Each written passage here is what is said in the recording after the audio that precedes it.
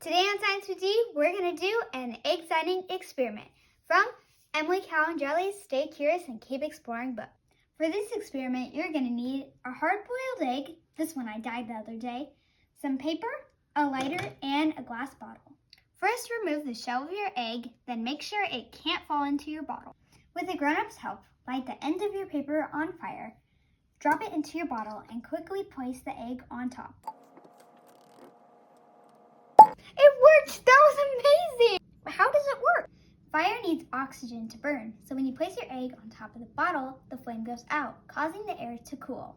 Cooler air takes up less space, changing the air pressure inside your bottle, which sucks the egg inside. Now, how do we get it out? If taking away air got the egg inside, then adding air would get the egg out. Hey, it worked! Try it at home and have fun learning. Bye!